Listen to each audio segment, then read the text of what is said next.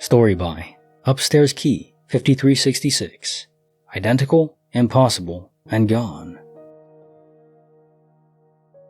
Hi, this is my first time posting and sharing a story like this, or even seriously thinking about anything paranormal.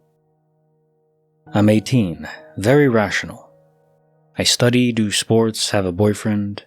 I don't drink, I don't smoke, don't do drugs, and I don't have any health issues. I don't believe in the paranormal at all, even if videos by Feldup or JD entertain me. With all of that out of the way, I experienced something disturbing a week ago, and I can't stop thinking about it. I just can't explain it. Life has its mysteries, and this one feels like it should have a rational explanation, but I can't find one. I was coming back from sports on the metro, and the carriage was empty. It was 9:33 precisely. Between two stations, two girls around 15 years old moved toward a set of 4 seats to sit facing each other. While they were still standing, I very clearly saw on both of their left shoulders a series of red marks, kind of like raised scratches, exactly the same on both girls. It immediately caught my attention, and I looked down to text my boyfriend, who I was already talking to.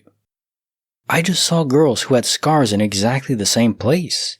Like 2 friends around 15 with lots of marks in one specific spot on their shoulder. Then I added, "It's super weird," and I looked back up from my phone. The girls were now sitting facing each other, so I could only see one of their left shoulders.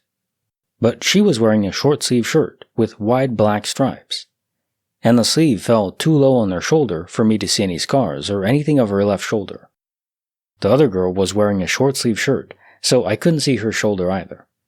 So basically, I saw 2 girls with identical weird scars, which is already strange, and in the end, it's physically impossible that I could have seen that. I tried to tell myself rationally that maybe they both had their sleeves rolled up high at the same time, but that seems very unlikely. So I text my boyfriend again. "Dude, I think I just hallucinated. Both girls are wearing short sleeves and it's impossible to see their shoulders. But what the frick?" I got off at the next station. Everything happened between 2 stops, so it's not like other people sat down in their place while I wasn't looking. I feel like I'm going crazy because there's no reason I would have imagined or hallucinated that, and they were wearing the same tops as far as I can remember. I just don't remember seeing sleeves.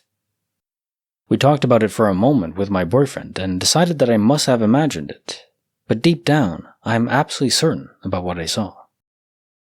You say they're wearing the same thing, so you remember their exact clothing, whatever they're wearing now, their short-sleeve shirts. You just don't remember the sleeves being there, which is very interesting. There's no way to confirm though if what you saw was accurate. Did they still have those scars or not? And if they did, I mean, what's the story there? Probably not a glitch, but still interesting. And then you have to wonder, if this is a hallucination, what would prompt it? Presumably, if you've never had a hallucination before, you're not sleep deprived, you're not on any drugs or anything like that, people don't just suddenly have a hallucination with no apparent cause.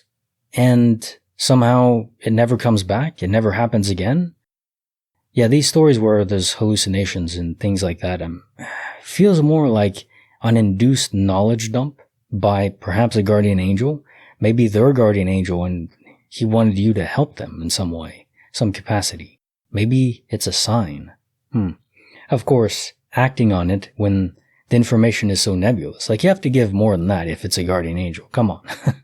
It's like in the show From. Really good show so far. And the premiere by the time as I'm recording this, it's tomorrow, Sunday. As you're watching this, it'll be the day before. But anyways, it's season 4 starting. If you haven't seen the show, I'm not going to spoil anything. It's still a pretty modern show. But yeah, it's great. It's a mystery. Reminds me of Lost in a way, but the directors and creators said that the ending is planned. It's not something they're making up as they go. So there's tons of questions and mysteries that they put forward in the show, but it all is going to make sense, apparently, is the promise. So I hope that's true. But yeah, it's just a great show so far. It's just, sometimes there are helpers, you could say, but they never tell you enough. It's always nebulous and unclear. There's a character in the show called Jade, and he's probably my favorite one. he has these outbursts where it's like, just tell us what the hell's going on, if you want to help, tell us, instead of giving us these stupid signs that make no sense that we can't piece together. Yeah, if I was trapped somewhere with no way to escape, but there's people trying to help, like, just tell me, give me the answers, no need to play games. Oh man. Welcome, I'm Paul, this is Dave. Today I have 12 Glitch in the Matrix and paranormal stories for you. My favorite one involves, the implications. You'll understand. As always, don't forget to like the video if you feel so inclined. Let's get to it. Story by Pleiadian Paladin. The system has been compromised. I fix pokies or slot machines for work, so I'm in and out of these dim, kinda eerie gaming rooms all day. Because of that, I'm very particular about where I keep my stuff, like borderline obsessive. If I assign an item a pocket, that's where it lives forever. Muscle memory is everything when you're digging around in a bag in near darkness. So I've got this work bag with multiple compartments, and the right pocket is the cable pocket. That's the law. My USB cable, the USB cable I use all the time, has lived in that right pocket basically since the dawn of time. There are a couple other cables in there too, and the pocket is pretty full, like you have to actually pull things out, they don't just fall out. You could turn the bag upside down and it'd still take some effort for anything to escape. Anyway, I'm at work, wrapping up a job. I'd just been talking to staff, explaining what I fixed, doing the routine of, yes, it's working now. No, don't press that button again. My bag is on the floor next to me the whole time, hasn't moved, hasn't been opened since I last used it earlier. Conversation ends. I grab the handle and start to roll the bag away. As I tilt it onto its wheels, I hear a little plop. It wasn't loud and felt very casual. Something very real hit the floor. I look down immediately, thinking maybe I knocked something loose. And there, sitting on the floor, is my USB cable. But not just on the floor, it's sitting next to the left pocket of my bag. That doesn't make any sense, because I didn't touch that cable all day, at all. I never put it in the left pocket, ever, remember, it's the law. That left pocket isn't even for cables. It's fully denied access. The cable pocket right side is low, like almost floor level already. There is physically no way for something to fall out of the right pocket and land neatly by the left pocket. It's not like it bounced across the bag or rolled under it. It seems to have appeared there when I tilted it. And again, this isn't a loose empty pocket, it's packed. Stuff doesn't just slip out. You have to physically reach in and grab things. So now I'm standing there in this quiet gaming room, staring at my bag like it just betrayed me personally. I checked the right pocket immediately, still full of the other cables. Nothing shifted enough to suggest something had just fallen out. It honestly looked like someone had taken the cable and gently placed it on the floor next to the wrong side of the bag with deliberate intent. Except there was no one there, and I had literally been standing right next to it the whole time. I picked it up and just kind of laughed in a nervous, frankly unsettled, I don't like this way, to try to diffuse my own tension. Since then, I have tried to put the puzzle together. Maybe it got hooked on something and swung around.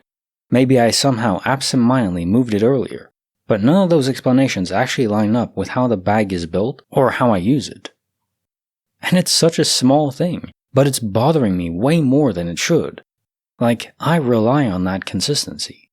Any small changes to expected outcomes deeply rattle me. High-functioning autism, I do believe. That's the whole system. Now I'm side-eyeing my own bag like it's capable of independent decision-making. I don't have to claim this as a glitch, and I'm not saying it's a glitch, but I'm also not saying that. What I'm really trying to say is, it is something. Story by Incredulous Ruta Baga. Floor 5 has never heard of us. My partner and I went to a show today. Nothing weird about the show itself, just a normal night out. The weird part started before we even got inside, and somehow got worse after. We parked in a pretty full parking garage. It was a spiral-ish one where every level kind of looks the same, but you tell yourself you'll remember where you are because this time is different, and we're not in a Seinfeld episode. We ended up at the top end of a row, like literally as far from the elevator as you could reasonably get without needing hiking gear. We got out of the car, and I remember this clearly because I always orient myself the same way in garages. We turned left and walked down the ramp toward the elevator. The elevator was at the opposite end of the row, and we had to go downhill slightly to get to it. There was a big sign right next to the elevator that said floor 5.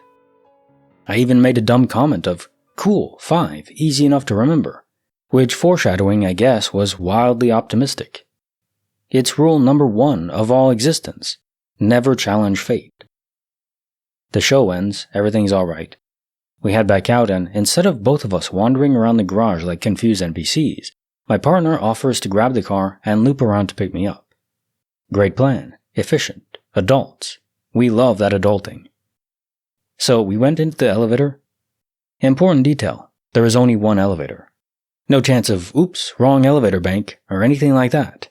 Not that this should change what floor it goes to, but anyways, they hit floor 5 because that's where we parked.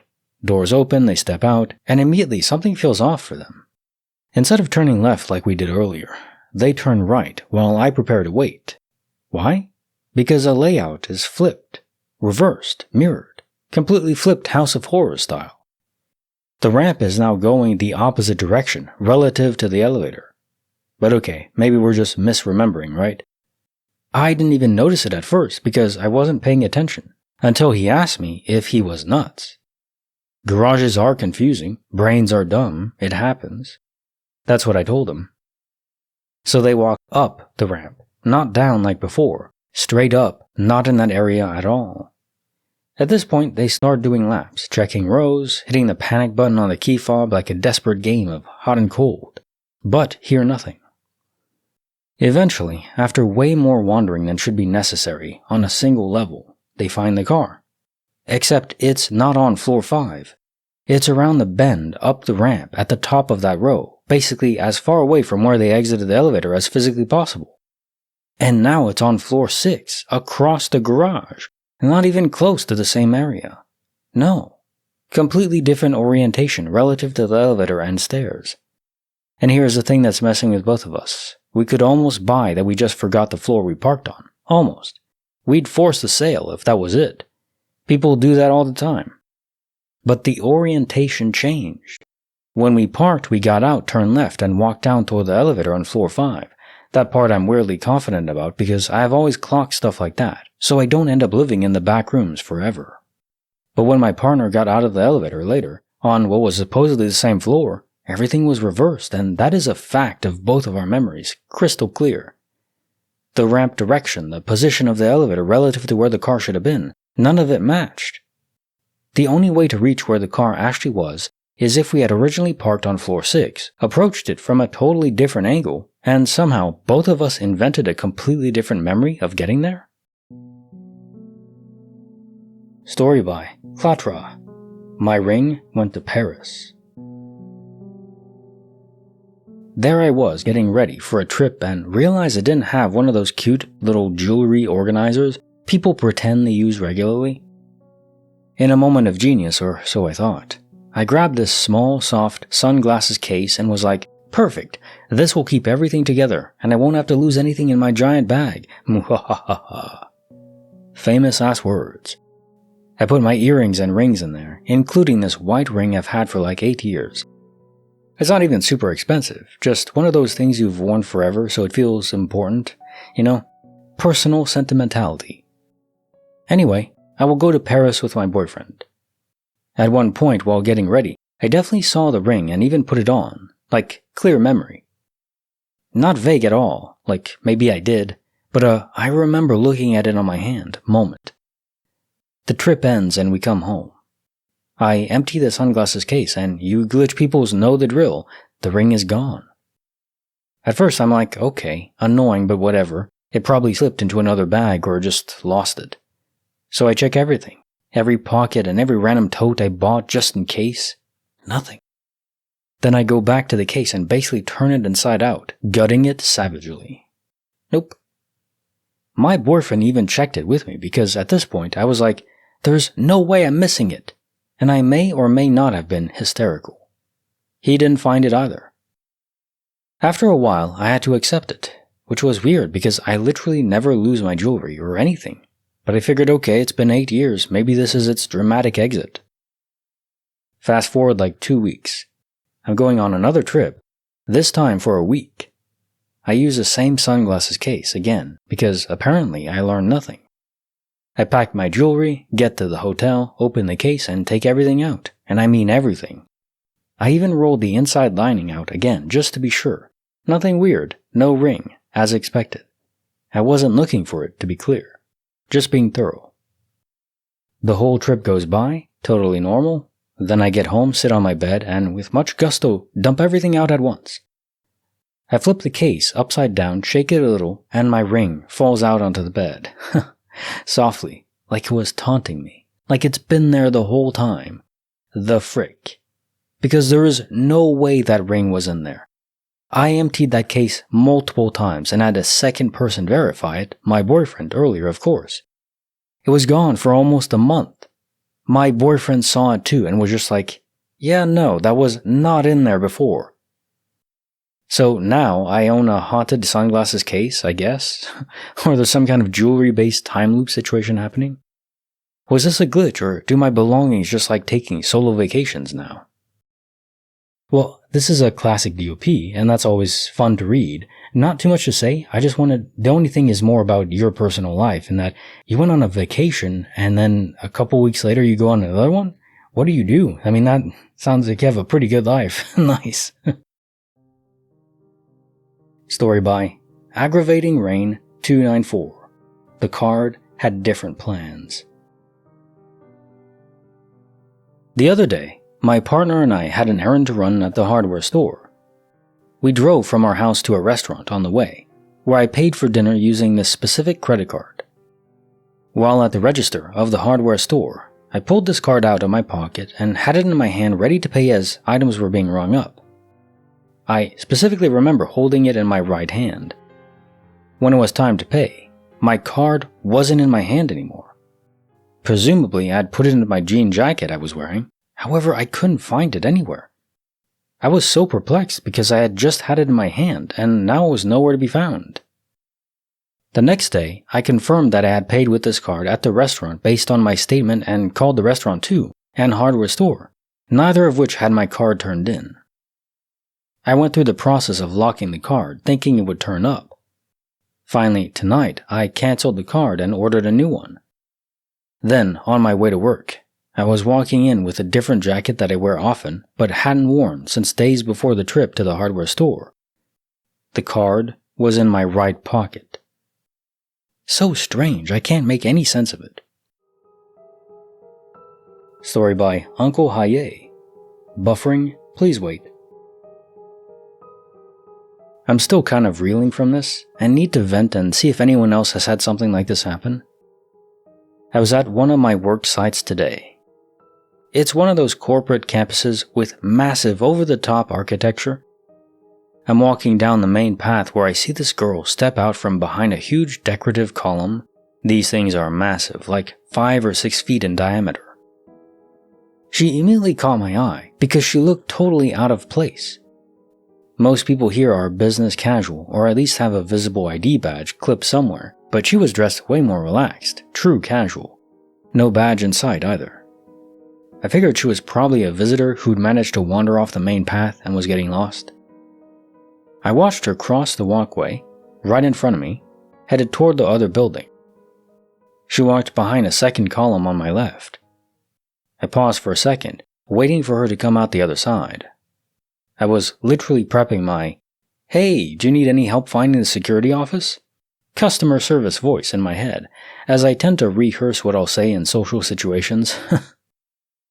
But guys, she never came out from behind the second column. Instead, I kid you not, I watched her step out from behind the first column again. Exactly the same way she did the first time. She had the same gait and was walking in the same way, in the same direction. It was like a video file looping in those action movies, but in real life. She crossed the walkway again, passed behind the second column again, but this time she actually reappeared on the other side and just kept walking into the building like was supposed to happen the first time. Stood there like an idiot, staring at the empty space between the pillars. I think my mouth was open, but I'll deny it if accused. There's no way she could have looped back around behind me without me seeing her. I have to stress that point strongly. Those columns are huge, like I said, but they aren't magic portals. Or well, I don't think they were. Definitely a hard one to explain.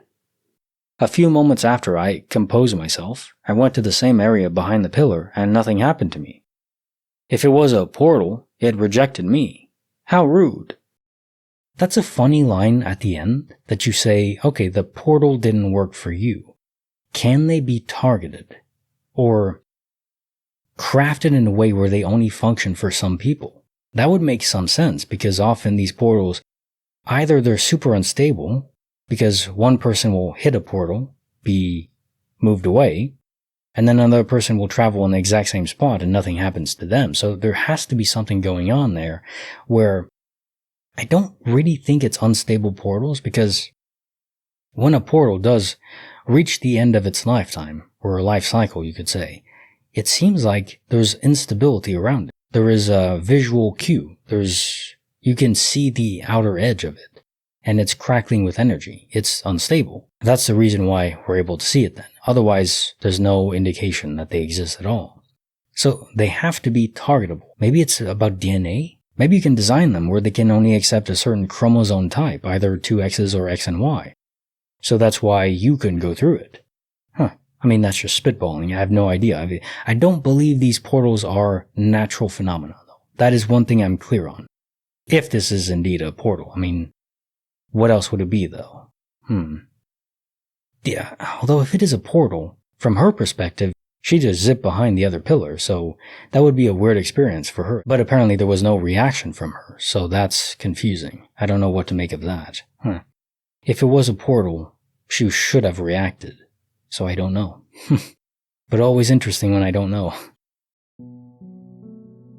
Story by Sapien Tialtio. The quarter was a fair trade. I had a necklace go missing from my jewelry box that I never wear because it is too small, given to me as a kid. My boyfriend at the time believed in house goblins that like to steal things. He put a quarter out on the floor and said they could have that in exchange. A few days later, I found the necklace under my bed. No idea if they took the quarter. I honestly don't believe in that stuff. My son's old phone wasn't missing. He used it to play games at night, but that way, it couldn't wake him up from anyone calling. One day, a few weeks later, he messaged me at college. It was in his backpack. No idea how it got there. He kept that in the living room and had it cleaned out only a few days prior. I had a credit card go missing. This was a few years ago. I usually keep them in a drawer, but had no idea what happened to it, so I canceled it. No charges were ever on it. I only used it for online purchases that were linked to my phone. We have moved since then. A few months ago, I found the credit card on the closet floor. Random things like that. I honestly stopped paying attention to it. Be it gnomes or house goblins or time glitches, who knows? But given that reality is generated on perception via the double-slit experiment, things could just glitch out when forgotten about. Story by Big Emotion 4963. A similar jacket. I was walking home in the evening, taking the same route I always take. It's a pretty quiet street, with not many people around. As I was walking, I passed a man standing near a small shop. He caught my attention because he was just standing there. Not using his phone, not talking to anyone, just looking straight ahead.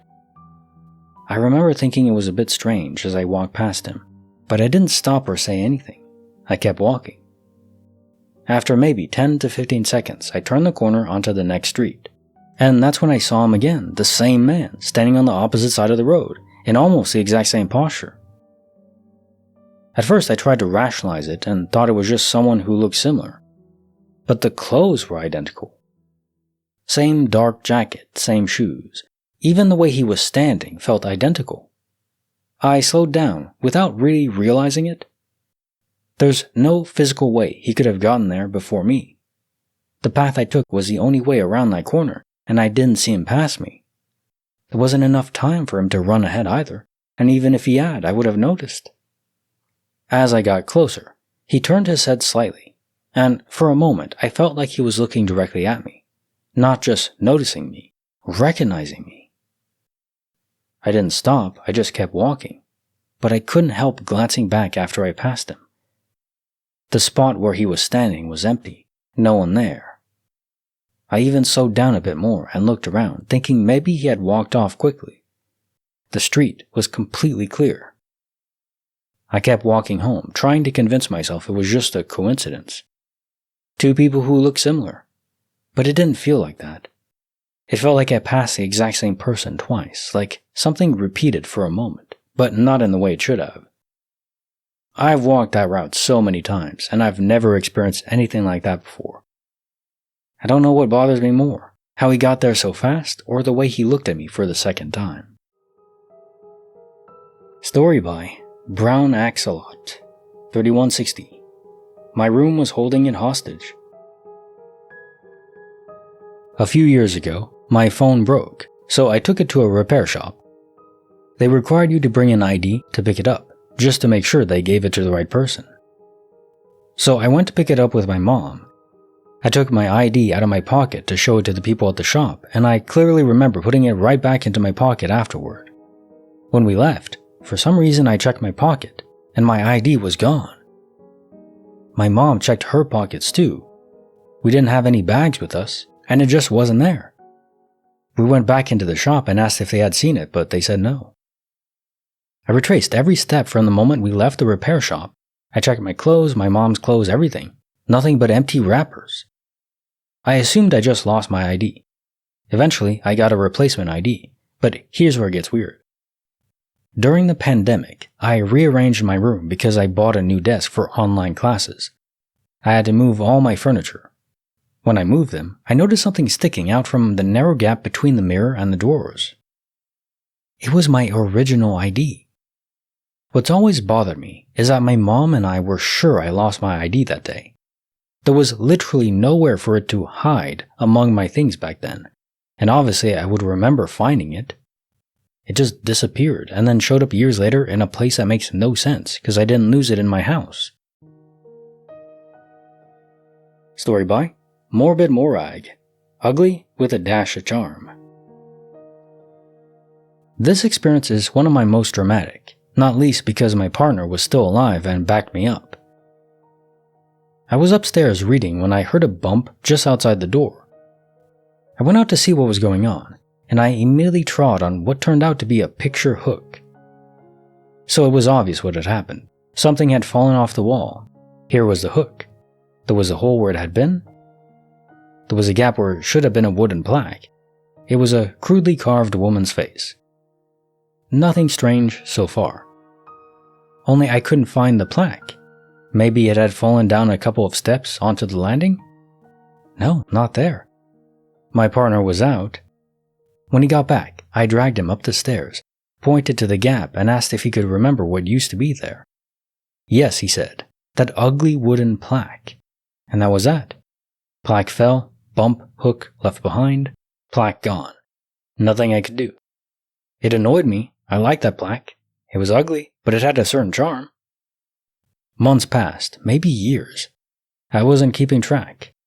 Then one day I was downstairs in the living room, looking through a box that had sat there, neglected, since we moved in several years ago. Literally hadn't been touched since. I was bored and wanted to know what was in it. You're ahead of me, I know. Right at the bottom, under things I hadn't seen for years, was the plaque. I mean, how? I don't blame you if you don't believe it. I don't believe it myself. It hurts my brain thinking about it.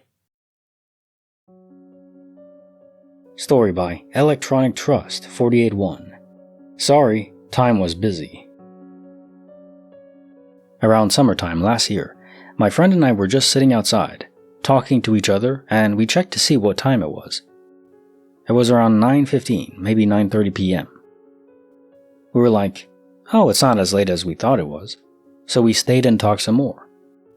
I promise, swear on my life, that we were only talking for another 15 to 20 minutes. When we checked to see what time it was 11:30 p.m. We both looked at each other like, what the frick? We checked the date just to make sure there was no time change, and it wasn't the month for us to have a time change anyways, and that's at 2 a.m. anyways. I've only had this happen one at a time, but the other person I was with hadn't noticed. The feeling I got, it just felt so ominous, almost like we weren't supposed to notice it or something.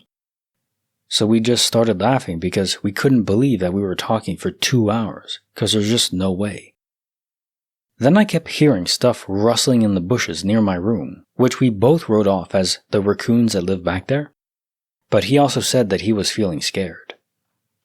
We sat there in silence for a few minutes before trying to talk about it again, but once we mentioned how bonkers it was that the time jumped like that, we just got this creepy, eerie feeling like we weren't supposed to be outside anymore, so we agreed to go to bed, or at least try to. We only talked about it once since it happened, but it's never happened again since then. Time jumped that night without a time change supposed to be coming, and I still have no explanation for it. Okay, this is my favorite story, again because of the implication. Aliens, most likely explanation in time loss events where, it's obviously not daylight savings, that's at 2 a.m. on a Sunday. Is it always Sunday? Or, I don't know, it's obviously a specific time. March and October? November? I never remember. It's funny, when you go to, Google always has a lot of server issues when daylight savings approaches, because no one remembers the date. Why don't we ever remember when the date is where it's going to change back and forth? I never do. I don't even remember if it's going forward or back. Just end it, We're good. We don't need this nonsense. Anyways, yeah. Aliens, most likely. You were abducted. That's a fun time. Check your bodies if you want confirmation. Probably have a scar or something. Not necessarily anything hidden inside you, but that could be a possibility too. I don't believe that they're nefarious. Obviously abducting people was wrong by our moral standards, and I think in a general sense, if you have any valuation for an individual's life, if your own too, if you don't want to be mistreated, it's the golden rule. I think it would apply to any sentient being, but it doesn't even necessarily mean that if an alien species is here, it's their collective will, right? I mean, if we launched a spaceship to another solar system and we found life there, and maybe it would just be single corporation that did it, not necessarily a government. And even if it's a government, that's just one country of the planet. They're not necessarily speaking for the entire planet, if you understand what I'm saying. So, yeah, that is interesting. I definitely think that's another interesting element to it, where just because they're here doesn't mean they will understand our moral paradigm, and even if they do, maybe they just don't care. Maybe there is an evil, apathetic is probably the better word, that is just, group of aliens that are studying us, and they don't care about abducting us, because at least they're not killing you or torturing you, and they can erase your memory of it too, clearly. So, yeah, we need Mulder and Scully on the case, though, for sure.